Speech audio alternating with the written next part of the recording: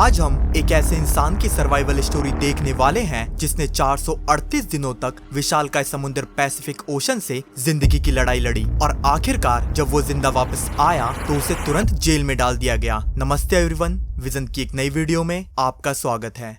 पूरी दुनिया के समुद्रों को 5 पार्ट्स में डिवाइड किया गया है, जिसमें से पैसिफिक ओशन सबसे बड़ा है। इसके साइज की बात करें तो पूरी दुनिया के अर्थ सरफेस को मिला दे तब भी पैसिफिक ओशन उनसे बड़ा निकलेगा। आपने टाइटैनिक मूवी तो जरूर देखी होगी। उसके डायरेक्टर जेम्स कैमरॉन ने पैसिफिक ओशन के सबसे डीपेस्ट पॉइंट तक सोलो ट्रिप की थी और वर्ल्ड रिकॉर्ड बनाया था, लेकिन जोश सैल्वाडोर के लिए इस पैसिफिक ओशन ने कुछ और ही सोच रखा था। जोश 36 साल का एक एक्सपीरियंस मछुआरा था जो मैक्सिको के एक कोस्टल एरिया में रहता था। 17 नवंबर 2022 के दिन जोश अपने एक फ्रेंड को लेकर समंदर में मछली पकड़ने निकलता है। जोश के पास जो बोट थी उसका साइज काफी छोटा था और 2 लोगों के लिए ये बोट बिल्कुल भी कंफर्टेबल नहीं थी। छोटी बोट होने की वजह से वो दोनों किनारे से ज्यादा दूर जाकर मछली नहीं पकड़ सकते थे, लेकिन उस दिन जोश किनारे से करीब 120 किलोमीटर दूर जाकर अपना जाल बिछा देता है। अभी कुछ समय बीता ही था कि जोश को उनकी तरफ आता हुआ एक समुद्री तूफान दिखाई देता है। वो दोनों अपने जाल को वहीं छोड़ देते हैं और अपनी बोट को फुल स्पीड में भगाते हुए जल्द से जल्द किनारे पर पहुंचने की कोशिश करते हैं, लेकिन किनारे से लगभग 20 किलोमीटर दूर उनकी बोट का इंजन अचानक से खराब हो जाता है। दोनों को किनारा दिख तो रहा था, लेकिन वो वहां तक पहुंच नहीं सकते थे। कुछ समय के लिए दोनों ने तूफान को पीछे तो छोड़ दिया था, लेकिन धीरे धीरे वो उनकी तरफ बढ़ रहा था। जोश एक रेडियो के जरिए अपने बॉस को उनकी लोकेशन बताने की कोशिश करता है, लेकिन उनकी किस्मत इतनी खराब थी कि रेडियो की बैटरी भी कुछ ही देर बाद डेड हो जाती है। तूफान की वजह से समुद्री हवाएं तेज हो चुकी थी, जो उनकी छोटी सी बोट को धीरे धीरे किनारे से दूर धकेल रही थी और देखते देखते उनकी नजरों से किनारा भी गायब हो जाता है। इनके बॉस को जब तक रेडियो से मैसेज रिसीव होता है तब तक जोश और उसका साथी किनारे से बहुत दूर निकल चुके थे। बॉस उन दोनों को ढूंढने के लिए कुछ लोग भेजता है, लेकिन तूफान की वजह से सर्च पार्टी भी इन्हें लोकेट नहीं कर पा रही थी। अब तक ये दोनों समुद्री तूफान की चपेट में आ चुके थे। तूफानी लहरों के बीच दोनों को समझ नहीं आ रहा था कि आखिर वो कहाँ है। अगले 5 दिनों तक जोश और उसका साथी अपनी छोटी सी बोट में किसी तरह खुद को बचा रखे थे, लेकिन इन 5 दिनों में ही समुद्री लहरों ने उनकी बोट को किनारे से करीब 450 किलोमीटर दूर धकेल दिया था।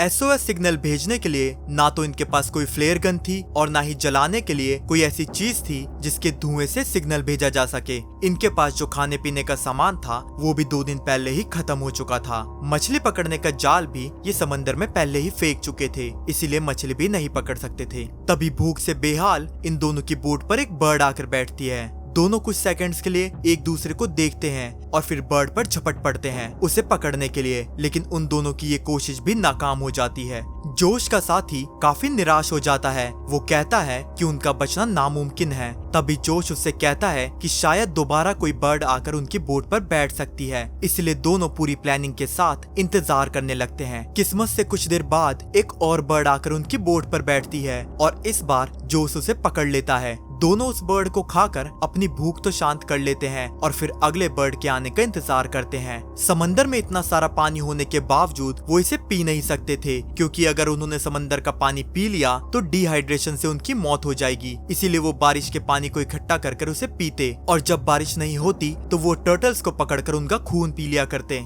इतनी हार्श कंडीशन का सामना करते हुए दोनों किसी तरह 4 महीने उस बोट पर गुजार देते हैं, लेकिन जोश का फ्रेंड इस मेंटल टॉर्चर को अब और नहीं झेल सकता था, इसलिए वो सुसाइड कर लेता है। उस छोटी सी बोट पर अब जोश अकेला बचा था। अपने फ्रेंड के जाने से वो काफी ज्यादा निराश हो गया था, लेकिन फिर भी वो खुद को जिंदा रखने की पूरी कोशिश करता रहा। जोश पैसिफिक ओशन के एक ऐसे इलाके में फंसा हुआ था जिसे पैसिफिक ओशन का सबसे आइसोलेटेड एरिया माना जाता है। कार्गो शिप्स के अलावा इस रूट से कोई शिप नहीं गुजरती है। समंदर में फंसे जोश को पूरे 6 महीने हो चुके थे। अब कहीं ना कहीं जोश को भी ये लगने लगा था कि इसी बोट पर उसके भी मौत हो जाएगी। अगले दिन जोश को एक कार्गो शिप दिखाई देती है। इन 6 महीनों में जोश ने पहली शिप देखी थी। शिप को देखते ही उसकी आंखों में चमक उठती है और एक बार फिर से उसके जीने की इच्छा जाग जाती है। जोश अपनी पूरी ताकत से हर वो मुमकिन कोशिश करता है जिससे किसी तरह शिप का क्रू उसे देख ले, लेकिन शिप और जोश के बीच की दूरी काफी ज्यादा होने की वजह से धीरे धीरे वो कार्गो शिप जोश की आंखों से ओझल हो जाती है। अंधेरे में एक रोशनी की किरण जो उसे दिखाई दी थी वो भी उसके हाथ से निकल गई थी। लेकिन जोश हार मानने वालों में से नहीं था। जोश को समंदर में अब 11 महीने बीत चुके थे। इन 11 महीनों में वो 8000 किलोमीटर ट्रैवल कर चुका था। कपड़ों के नाम पे उसके शरीर पर बस चीथड़े ही बचे थे। आखिरकार वो दिन आ ही जाता है जब किस्मत जोश के आगे घुटने टेक देती है। 30 जनवरी 2014, पूरे 439 दिनों बाद उसे अपनी बोट के आसपास कुछ नारियल तैरते हुए दिखाई देते हैं और काफी सारे समुद्री पक्षी भी आसमान में उड़ रहे थे। जोश तुरंत समझ जाता है कि जरूर आसपास कोई आइलैंड है। कुछ देर बाद जोश को एक आइलैंड दिखाई देने लगता है। वो अपनी बची खुची ताकत इकट्ठा करता है और आइलैंड की तरफ बढ़ने लगता है। आइलैंड तक पहुंचने में आधा दिन बीत जाता है। 439 दिन समंदर में बिताने के बाद जब वो आइलैंड की मिट्टी को देखता है तो उसकी आंखों में आंसू आ जाते हैं। वो जिस आइलैंड पर पहुंचा था उसका नाम इबोनी एटोनी है। इस आइलैंड को दुनिया का सबसे छोटा आइलैंड कहा जाता है। ये प्योर लक ही था जिसने जोश को इस आइलैंड तक पहुंचाया था। आइलैंड पर कुछ देर घूमने के बाद उसे एक घर दिखाई देता है। जोश जब वहां जाता है तो एक आदमी उस घर से निकलता है और जोश को देखकर ऐसे रिएक्ट करता है जैसे उसने कोई भूत देख लिया हो,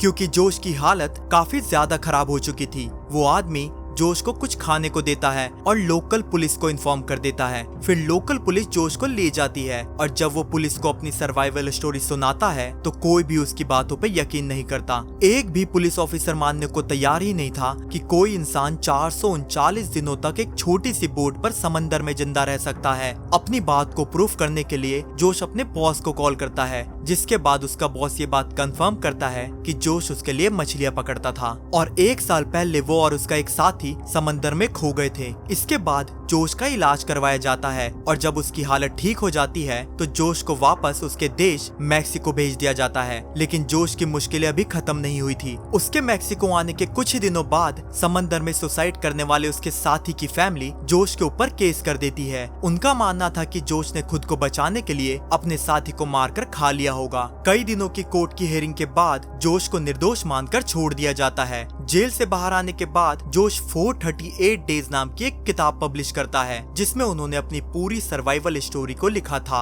ह्यूमन सर्वाइवल की ये स्टोरी काफी ज्यादा कमाल की थी। लेकिन क्या आप जानते हैं कि एक प्लेन क्रैश के बाद कुछ सर्वाइवर्स ने सच में अपने दोस्तों को खाया था। ये पूरी स्टोरी हमने इस वाली वीडियो में कवर की है। मिलते हैं अगली वीडियो में। जय हिंद, जय भारत।